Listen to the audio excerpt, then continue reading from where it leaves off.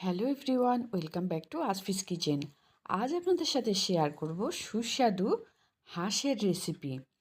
কিভাবে খুব সহজে নতুন রাঁধুনিরা হাঁস রান্না করতে পারেন।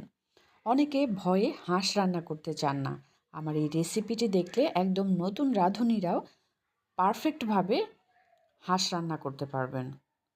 তাহলে দেরি না করে আসুন দেখে নেই ঝটপট কিভাবে কোনো রকম গন্ধ ছাড়া সুস্বাদুভাবে হাঁস রান্না করা যায়।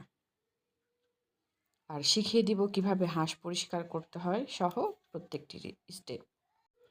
একটা 2 কেজি ওজনের পাতিহাঁস বাজার থেকে কিনে এনেছি। এই পাতিহাঁসের গায়ে পশম থাকে, যেটা হাঁসের প্রধান সমস্যা। এই পশমগুলো কিভাবে বাছবেন। প্রথমে হাঁসটাকে চুলায় দিয়ে পুড়িয়ে নেবেন।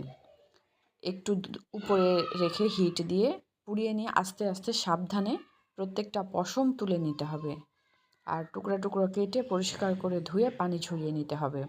যারা চামড়া খেতে চান না, চাইলে চামড়াটা বাদ দিতে পারেন। আজকের এই স্পেশাল রেসিপি তৈরি করার জন্য কি কি মশলা ব্যবহার করছি, যারা নতুন রাঁধুনি তাদের সুবিধার্থে আমি শেয়ার করছি।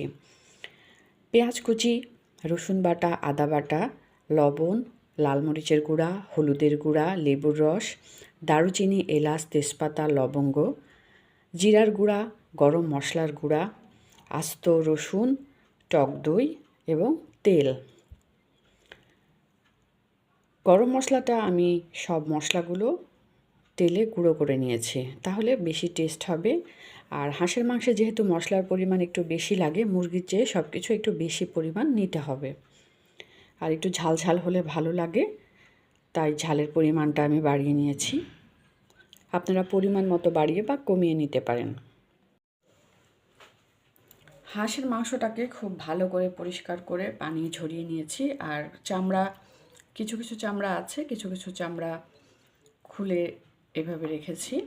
আর খুব ভালো করে হাঁসের মাংস পরিষ্কার করতে হবে অনেক সময় নিয়ে। এবার আমি মাংসগুলোকে ম্যারিনেট করে নিচ্ছি। প্রথমে দিয়ে দিচ্ছি আদা বাটা, রসুন বাটা, গরম মশলা, জিরার গুঁড়া, লাল মরিচের গুঁড়া, লবণ, হলুদের গুঁড়া, লেবুর রস,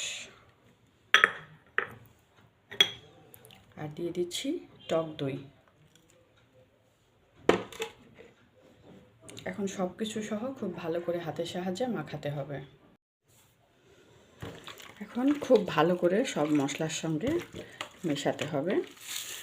আর টক দইটা আগে থেকে একটু নরমাল করে রাখলে ভালো। এভাবে ম্যারিনেট করে আমি 1 ঘন্টার মতো রেখে দিব, তাহলে ভেতরে মশলাটা ঢুকে যাবে আর বেশি টেস্টি হবে।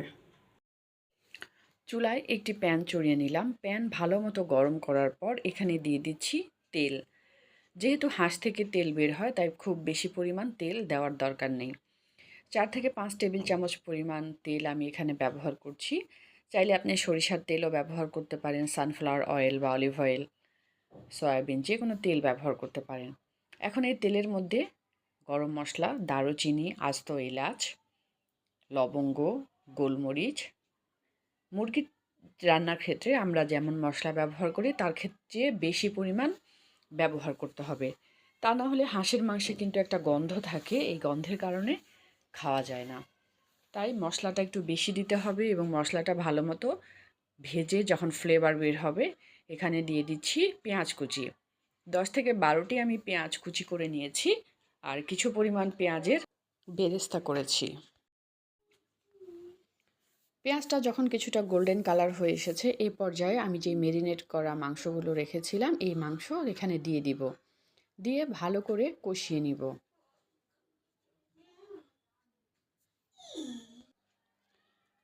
পেঁয়াজের মধ্যে মাংস দেওয়ার পর নাড়াচাড়া করে মিশিয়ে নিতে হবে, যেন প্রত্যেকটা অংশে ভালো করে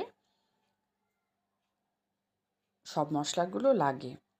আর আমি যেই ট্রেতে মাংসটা মেরিনেট করে নিয়েছিলাম, এখানে 1 কাপ পরিমাণ গরম পানি দিয়ে ধুয়ে এই পানিটাও মাংসের মধ্যে দিয়ে দিচ্ছি। দিয়ে মাংসটা মেরিনেট করে যেহেতু নেওয়া আছে আগে থেকে, ভেতরে মশলা ঢুকে গেছে। এবার নাড়াচাড়া করে কষিয়ে নিব যতক্ষণ পর্যন্ত না মাংসটা কষানো হয়। যেহেতু হাঁসের মাংস, এক্ষেত্রে ভালো মতো কষাতে হবে, তা না হলে কিন্তু গন্ধ ভাবটা থেকে যাবে। এবার এই রান্নায় ব্যবহার করছি 3 থেকে 4টি রসুন। এই রান্নায় রসুন আস্ত ব্যবহার করলে টেস্ট আরও বহুগুণে বেড়ে যায়।